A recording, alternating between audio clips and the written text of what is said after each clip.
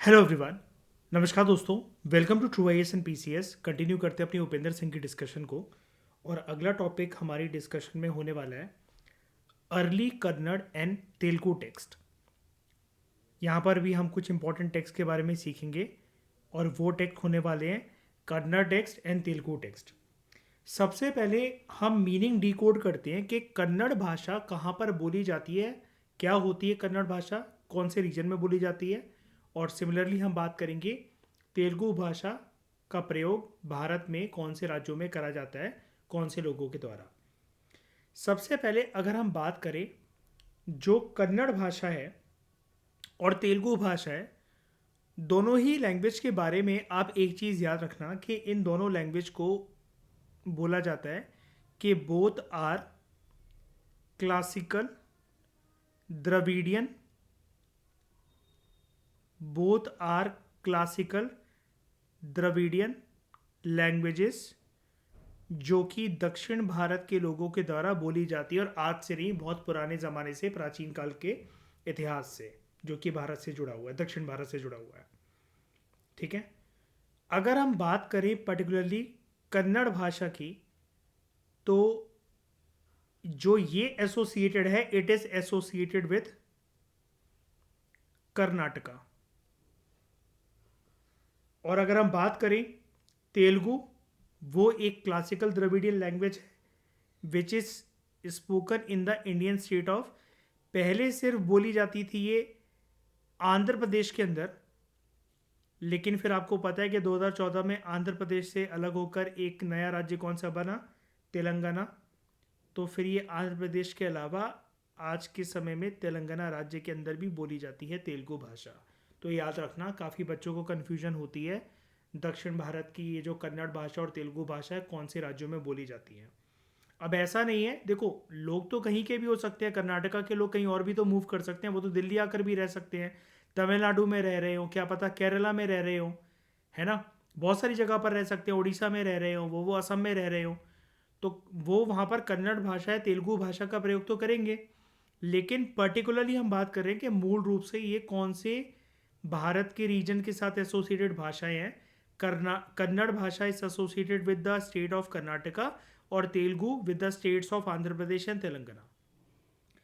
अब दोस्तों अगर हम बात करें जो अर्लीस्ट कन्नड़ इंस्क्रिप्शंस हैं, अगर हम उनकी date they which is around 5 to 6 centuries वाली जो कन्नड़ इंस्क्रिप्शंस हैं, ठीक है, तो उनकी वैसे तो ये डेट निकल कर आती है 5 to 6 सेंचुरीज जितनी वो पुरानी है, या जब से 5th and 6th सेंचुरीज की जो शुरुआत होती है तब से हमें अर्लीस्ट कन्नड़ इंस्क्रिप्शंस देखने को मिलती हैं।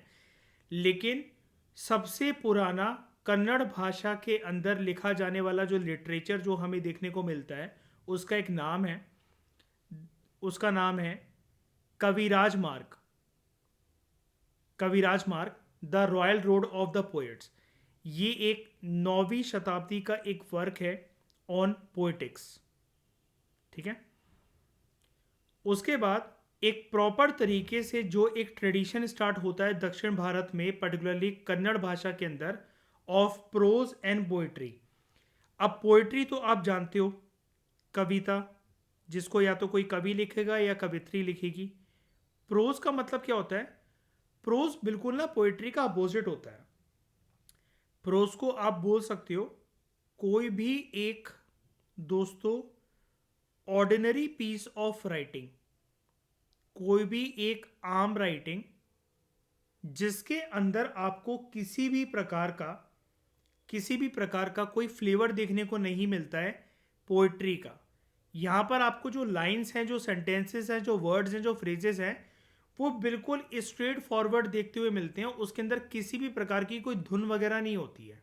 जैसे कविता में होता है ना कि पहली लाइन और दूसरी लाइन को पढ़ते हुए ऐसा लगता है कि कोई गाना गा रहा है, या फिर पहली लाइन का लास्ट वर्ड और दूसरी लाइन का लास्ट वर्ड सुनने में एक राइमिंग वर्ड से लगते हैं। प्रोज में लेकिन क्या होता है, एक लय जो है लिखावट की वो फॉलो होती है। वहाँ पर आपको किसी भी प्रकार की कोई ध्वनि, कोई गाना, कोई कविता जैसा फील नहीं होता पढ़ते हुए या लिखते हुए। ठीक है। तो जो ये पूरे की पूरे जो मतलब चीज़ें लिखना स्टार्ट करी गई कन्नड़ भाषा के अंदर, जब एक प्रॉपर वेल डेवलप्ड ट्रेडिशन बना। अब वेल डेवलप्ड ट्रेडिशन उसको कहा जा रहा है जब बहुत सारे लोग जो थे, जो राइटर्स थे, उन्होंने कुछ ग्रंथ लिखे और कुछ कविताएं लिखी कन्नड़ भाषा के अंदर। राइटर ऐसा यहाँ पर हमें बता रहे हैं कि वो एग्जिस्ट करता होगा जिस ज़माने में वो लिखी गई होंगी, ठीक है। क्योंकि अगर हम बात करें कविराज मार्ग की, ठीक है, जो कि एक one of the earliest surviving piece of literature है कन्नड़ भाषा का, दक्षिण भारत के साथ एसोसिएटेड जो है, ये वर्क हमें बड़े सारे पुराने राइटर्स के बारे में मेंशन करता है कि जो कि दक्षिण भारत के अंदर जिंदा थे 5th एंड 6th सेंचुरीज के आसपास, 9th सेंचुरीज के आसपास, और उनके वर्क के बारे में भी यहाँ पर मेंशन करा जाता है। लेकिन उनके वर्क जो है वो सरवाइव नहीं कर पाए हैं कि हम डिटेल में उनको पढ़ सके। उन पोएटिस की, राइटर्स की और उनके कामों की जो झलक है, उसकी झलक और उसके नाम सिर्फ हमें इसी जो है पीस ऑफ लिटरेचर से देखने को मिलते हैं, जो कि 9th सेंचुरी का एक फेमस कन्नड़ वर्क है कविराज मार्ग, ठीक है। अब जो कर्नाटका एरिया था ना, उसकी एक विशेषता अपने आप में है जो कि हमारे देश के प्राचीन भारत के इतिहास से जुड़ी हुई है। कर्नाटका, जैसा कि आप जानते हो, जब आप बुद्धिज़्म एंड जैनिज्म पढ़ते हो तो आप जानते हो कि यहाँ पर with respect to Buddhism and Jainism अगर हम दोनों को कंपेयर करें तो यहाँ पर जो ज़्यादा प्रचलित हुआ था वो था जैना धर्म, यानी कि जैनिज्म का स्ट्रॉन्ग होल्ड यहाँ पर ज़्यादा था कर्नाटका राज्य के अंदर, ठीक है। और जब बात आती है मध्यकालीन भारत की और स्पेसिफिकली अगर हम मेंशन कर रहे अर्ली मेडिवल टाइम की, तो अर्ली मेडिवल कन्नड़ लिटरेचर जो है उसके अंदर बड़ी सारी हमें जैना थीम्स भी देखने को मिलती हैं।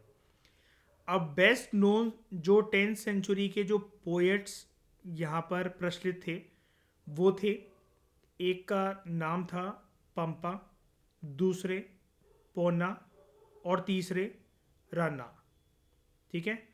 और इन सब ने जैन पुराण जो है वो लिखी। अगर हम एक एक करके सबके बारे में बात करें, सबसे पहले बात करते हैं पंपा के बारे में। तो पंपा एक ऐसे कवि थे जिन्होंने रचना करी थी आदि पुराण की।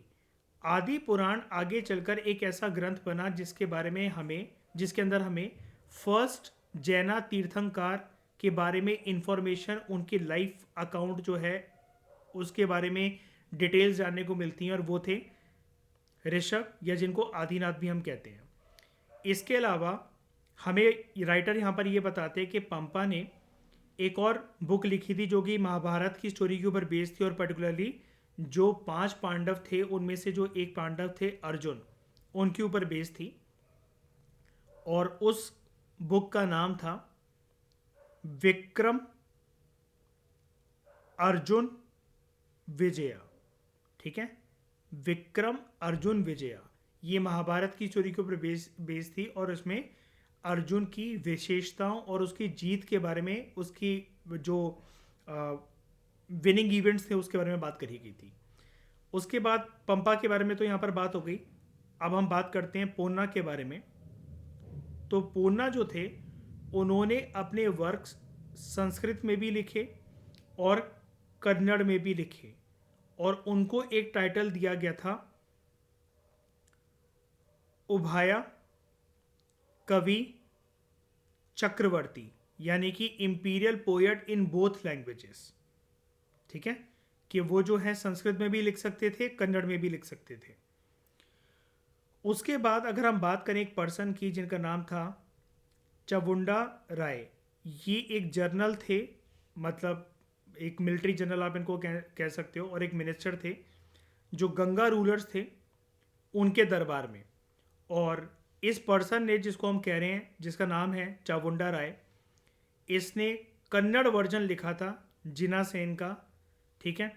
और गुणभद्रा का जो संस्कृत वर्क है ना, जिसका नाम है त्रिशा तिलक्षणा महापुराण, ये एक अकाउंट है, और इसको महापुराण इसलिए कहा जाता है क्योंकि यहाँ पर आपको सिर्फ एक या दो तीर्थंकारों के बारे में नहीं, 24 के 24 जो जैना तीर्थंकार हैं, जो 24 जैना सेंट्स हैं, उनके बारे में कॉन्टिन्यूस जो स्टोरी है वो देखने को मिलती है। और काफ़ी डिटेल्ड वर्जन की बुक है ये, जिसको बोला जा रहा है त्रिशा त्रिलक्षणा महापुराण, ठीक है, जिसको लिखा था गुणभद्रा ने, और वो भी संस्कृत भाषा के अंदर। तो ये जो है आपको कन्नड़ भाषा के अंदर भी मिल जाती हैं और इसको कन्वर्ट करा गया था चामुंडा राय के द्वारा, जो कि मिनिस्टर थे, जनरल थे अंडर गंगा रूलर्स।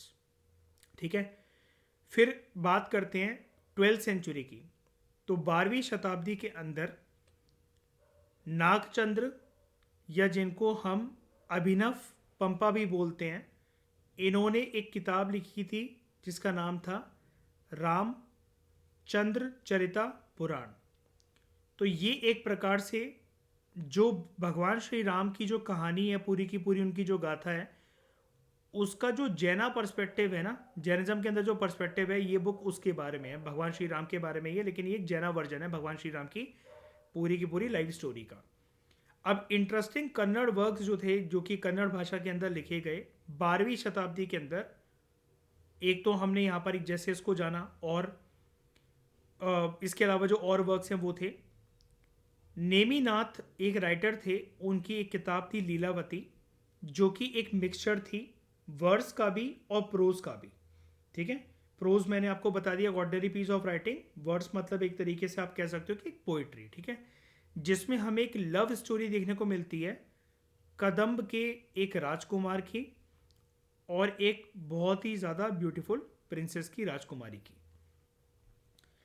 अब जिन जिन जगहों के नाम जो हैं 2nd सेंचुरी सीई के इंस्क्रिप्शंस में मेंशन्ड हैं, दक्षिण भारत के साथ एसोसिएटेड जो इंस्क्रिप्शंस हैं, वो हमें ये बताते हैं कि तेलुगु भाषा कितनी पुरानी भाषा है। ये तेलुगु भाषा की एंटिक्विटी के बारे में हमें बताते हैं, यानी कि वो कितने प्राचीन काल से भारत के इतिहास के साथ, पर्टिकुलरली दक्षिण भारत के इतिहास के साथ जुड़ी हुई है। जबकि जो एपिग्राफ्स हैं, एपिग्राफ्स का मतलब होता है शॉर्ट फ्रेजेस या सेंटेंसेस जो कि किसी भी चीज़ को समझाते हुए एक इंट्रोडक्शन के तौर पर जो यूज़ करे जाते हैं। तो जो भी अलग अलग वर्क्स या इंस्क्रिप्शन में जो एपिग्राफ्स हैं, जो कि 5th या 6th सेंचुरी सी के जो वर्क हैं, वो हमें बताते हैं कि तेलुगु भाषा जो है वो क्लासिकल फॉर्म ऑफ तेलुगु कैसे चेंज होती हुई चली आई अलग अलग वक्त और ज़माने में। जो अर्ली मेडिवल इंस्क्रिप्शंस थे, उन्होंने वर्ड्स का यूज़ करा, पोएटिक डिवाइसेस का, पोइट्री का, या फिर जो रिदम होती है उनका यूज़ करा, और वहाँ पर जो लिटरेरी फ्लेवर था, जो स्टाइल था तेलुगु भाषा का, वो हमें चेंज होता हुआ देखने को मिलता है आने वाले जब इंस्क्रिप्शंस लिखे गए, स्पेशली मध्यकालीन इतिहास के साथ जो जुड़े हुए हैं। ठीक है, तो यहाँ पर बेसिकली हमें कि स्टाइल ऑफ राइटिंग कैसे कैसे चेंज होती गई उसके बारे में बताया जा रहा है। उसके अलावा राइटर हमें यहाँ पर ये बता रहे हैं, ऑल्दो देयर में हैव बीन ओल्डर वर्क्स, इससे भी पुराने वर्क जो हैं कुछ होंगे, लेकिन अर्लीस्ट सर्वाइविंग जो वर्क है ऑफ तेलुगु लिटरेचर वो है ननाया का 11th सेंचुरी का एक वर्क, जिसके अंदर ननाया एज अ राइटर ने क्या करा है, महाभारत की जो फर्स्ट 2.5 किताबें हैं ना, जैसे हमने पढ़ा था कि महाभारत के अंदर बहुत सारे वॉल्यूम्स हैं, तो आप ऐसा मान लो कि उनके जो 2.5 जो बुक्स हैं महाभारत की, यानी कि पहले जो 2.5 वॉल्यूम्स हैं, ठीक है, उसको उन्होंने एक मिक्सचर में कन्वर्ट करा, जहाँ पर उन्होंने कहानी भी यूज़ करी, ठीक है, वर्ड्स भी यूज़ करा और प्रोज भी यूज़ करा, यानी कि पोयम जो है, रिदम्स जो हैं वो भी यूज़ करी।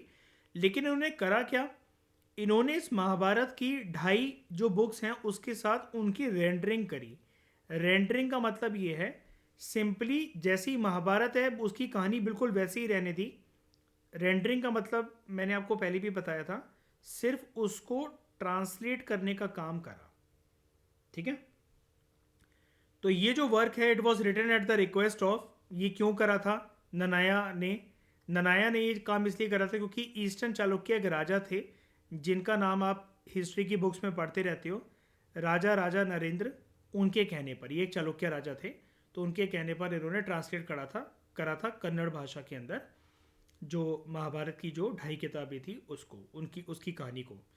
इसके अलावा ननाया ने फाउंडेशन भी ले डाउन करा था तेलुगु पोएटिक स्टाइल का। ठीक है, कि जो पोएम्स हैं वो भी तेलुगु स्टाइल के अंदर लिखी जाएं, और तेलुगु ट्रेडिशन को इतना ज़्यादा दक्षिण भारत में प्रचलित करने के लिए ननाया को एक टाइटल से जो है वो भी मतलब उससे डिनोट करा गया था, और उनको जो टाइटल दिया गया था वो दिया गया था वगानु शशानुंदु, यानी कि maker of speech. Vaganushasanudu, maker of speech. और इनके जो लिखने का जो तरीका था, जिस प्रकार से पोएम को लिखते थे, उसके अंदर ये संस्कृत भाषा का भी प्रयोग करते थे और जो रीजनल भाषाएं थी उसका भी प्रयोग करते थे। तो दोनों के ही दोनों जो मीटर्स थे, अब यहाँ पर मेटर्स उनको कहा जाता है, यानी कि कोई भी एक पीस ऑफ राइटिंग या पोइट्री जिसके अंदर आपको कुछ गानों जैसी एक जो रिदम है वो देखने को मिले।